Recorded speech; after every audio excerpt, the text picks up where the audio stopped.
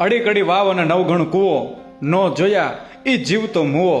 આપણે નવઘણ કૂવો જોયો ત્યારે આ વાત સાંભળી હતી. આજે એ વાત મેં દોહરાવી કેમ કે અત્યારે આપણે આવી ગયા છીએ અડીકડી વાવ જોવા માટે. દોસ્તો, આ દ્રશ્ય તમે જુઓ, કંઈક સદીઓનો ઇતિહાસ એમ કહેવાય કે પોતાના કોઠાની માલિપા સંગ્રહી અને આજે પણ અડીખમ ઉભેલી આ વાવ જે છે એ આપણને ઘણું બધું કહી રહી છે. હું ધીમે ધીમે આ વાવની અંદર જઈ રહ્યો હતો.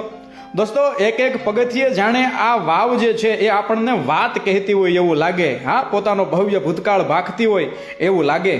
આખા મસમોટા પથ્થરને કાપી અને બનાવવામાં આવેલી આ વાવ જે છે એ પોતે જ એક ગ્રંથ છે. હા, કંઈક રાજાઓના શાસન જોયા, કંઈક નવાબોના શાસન જોયા, પરંતુ આ અડીકડી વાવ જે છે એની અંદર જે પાણી જે છે એ તો પ્રજાને અવિરત મળતું રહ્યું.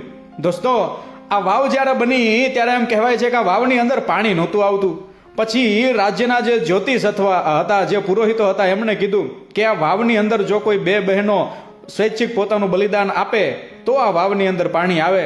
પછી એમ કહેવાય છે કે અડી અને કડી બંને બહેનો હતી, તેઓએ આ વાવની અંદર પોતાનું બલિદાન આપેલું અને ત્યારબાદ આ વાવની અંદર પાણી આવેલું.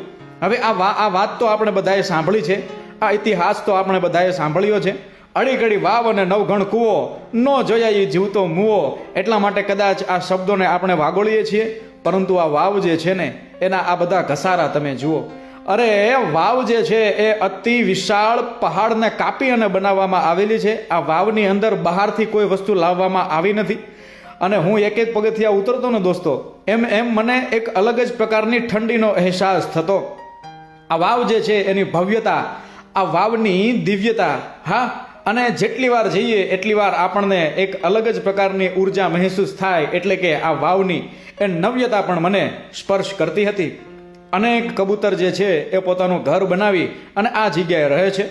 આ વાવને જ્યારે પણ તમે જોવા આવશો ને દોસ્તો, ત્યારે ખરેખર તમને એમ થશે કે વાહ ભાઈ વાહ, આ દ્રશ્ય બે નમૂન છે. તો જ્યારે પણ તમે જુનાગઢની ધરતીમાં હોય ત્યારે ઉપરકોટમાં આવેલી આ અડીકડી વાવને જોવા જરૂર ને જરૂર આવજો. એ ઇતિહાસને વાગોળજો અને આપણી આ પુરાતન અવશેષો ધરાવતી વાવને ચોક્કસથી જોજો.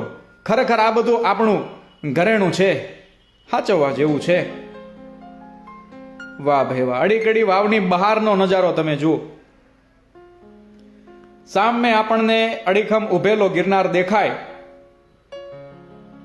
અને આ અડીકડી વાવનો જે કૂવાનો ભાગ જે બહારથી અને ઉપરથી હું તમને દેખાડી રહ્યો છું.